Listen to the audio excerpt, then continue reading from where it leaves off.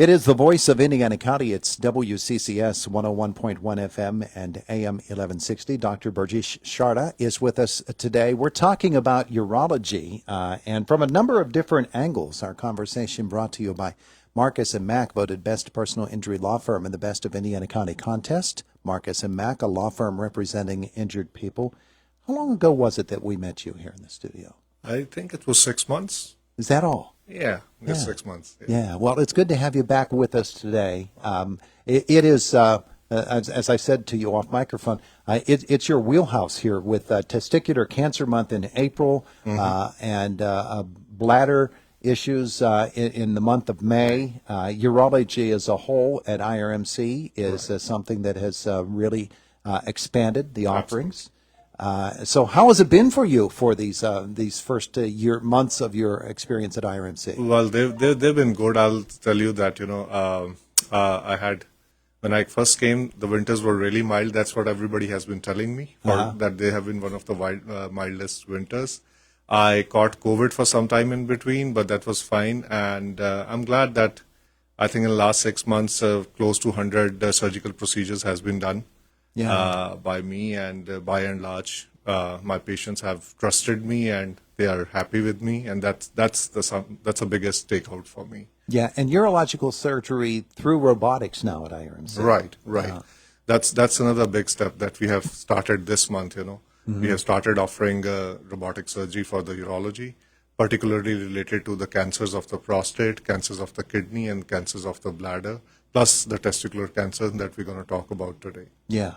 Okay. So I want to talk for just a moment or so longer about robotic surgery for urological concerns. And obviously it's an advantage. We've heard of it in other areas. I am assuming that with your experience with your robotic surgery here, that you're able to do things now that maybe you never thought possible. Absolutely. Robotic surgery is all about precision, and IRMC has already been offering robotics in general surgery, gynecology, and orthopedics. And we have two excellent robots, at our service. So this was, I think, logical next step to start robotic urology here. Yeah. Okay. So you mentioned the three big C's, Right. Prostate cancer, Right. Testicular cancer, Kidney cancer, and bladder cancer. Four big C's. Four big C's then. Right. And obviously robotic surgery helps there. But let's talk about them as a group and as individual cancers. And start with prostate cancer. And guys need to pay attention to this, don't they? Of course, anybody above the age of 50, you need to have at least a biannual, prostatic examination and a serum PSA measurement done. That's a part of the screening protocol. And, there's a workup to that. If there's a high suspicion that somebody may be having a prostatic cancer, the next logical step is to do a prostatic biopsy. And then we, have options in forms of surgery and other forms of therapy. But again, robotic prostatectomy remains usually the first line treatment for localized prostate cancer. There are a number of different factors, aren't there, in determining what is going to be the treatment if somebody is diagnosed with prostate cancer? Yeah, absolutely. I mean, it depends upon age, the stage of the disease, what is the general health, of the patient. So yeah, I agree. There are a lot of factors, but as I said, if the disease is localized to your prostate, usually the robotic prostatectomy offers the best chance of a long-term cure. Yeah. Let's move on to kidney cancer. Right.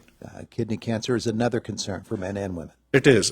And the interesting thing is more than 50% of the kidney cancers nowadays are diagnosed because of, the imaging done for something else. People don't know that they have a cancer.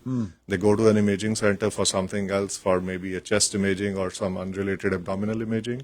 More than almost 55% of the tumors are diagnosed that way.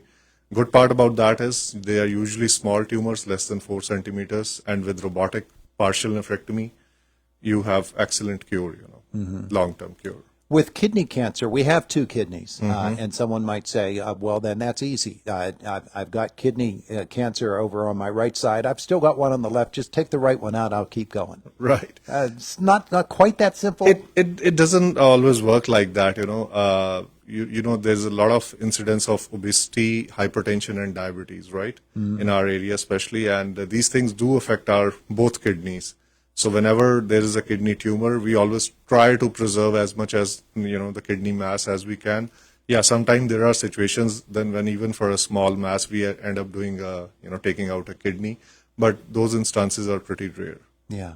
Yeah. Testicular cancer gets a lot of, I don't know if publicity is the word, but we hear more about testicular cancer, particularly in younger people these days Right. than we did in the past. Is that a coincidence?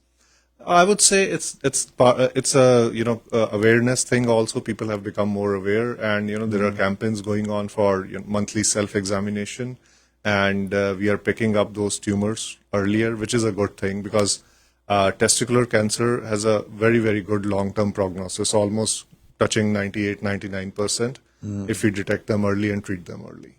Yeah. Yeah, testicular cancer is one that a lot of famous athletes, not a lot, but Right. but again, it's something you hear of when someone famous has it, a famous athlete, and so we tend to think that it's trending upward. Right. When it might not be. It just might be that we're hearing about it because they're already famous people. Absolutely. And if you see this, especially the sports people that you just mentioned, most of those guys are in 30s, and that's the highest range where you get the, testicular cancer. I mean, anybody at the age of from 15 to 55 can have it. And, the monthly self-examination is recommended for age from 15 to 55, but 30s is the age range when you're at the highest incidence of, getting a testicular cancer. Well, that's interesting. Yeah. That's interesting. Now, bladder cancer, is there an age range or another factor where someone might be more susceptible than others? Right. So with bladder cancer, it's like, after 50s, the incidence keeps on rising. So from to your 60s, 70s, 80s, the incidence keeps on rising, especially if you have a strong smoking history or use of tobacco in any form. So that's a linear correlation between that, So I think a lot of effort has to be done to reduce the risk of bladder cancer in terms of smoking cessation programs. Yeah. Dr. Bergesh Sharda is with us here this morning on Indiana in the Morning. And we've just mentioned 4 different cancers. And you mentioned a couple of times self-examination. Screenings available for all of those different types of cancers. Self-examination, what are the usual things that people should be doing to check for any of those cancers? Well, for testicular cancers, as I mentioned, the self-examination, it just involves, checking your testicles once a month, and you have online resources, you have other resources that we can teach you. It's just a 2 minutes thing that you do once a month. You should be aware of, how it feels like, and if there's any change that you notice, you should seek medical attention. For bladder cancer, the most common symptoms is, painless blood in your urine. If you happen to have that, you should immediately seek medical attention. It may be, there are other causes for blood in the urine, but that's something, especially if you are over 50, you should seek attention for that. Prostate cancer is the only one among these which actually has a true screening program. We are screening the population, right? So usually people with prostate cancer nowadays, unless they haven't seen a medical practitioner for decades, they don't have any symptoms at all. So that's our idea of detecting the cancer at an early age so that we can offer them the best treatment before. And coming to the kidney cancer, again, anybody who is obese or having any pain in the flanks or blood in the urine, they are at the increased risk, so they should also seek medical attention. Yeah. And I hate to group them all as a group of 4 and speak to them in that way, but prevention has to be a part of this as well. You mentioned obesity for a couple of those. Right, absolutely, especially for the kidney cancer, Obesity, the smoking is a big risk factor even for kidney cancer plus the bladder cancer. Testicular cancer, there's a term called as undescended testis. Many boys, when they are born, they don't have the testis down in the scrotal sac. That's of course in nobody's hands, but that's a risk factor. Prostate cancer, usually now we are finding there's a strong, family history involved with that. In terms of prevention, it's just early intervention that's really helpful. Yeah. So we've talked about screenings, we've talked about examinations, and trying to prevent. On a general basis, are we only going to the urologist when we feel that there is a problem, or should that be something that's a part of our regular routine? Well, I would say yes.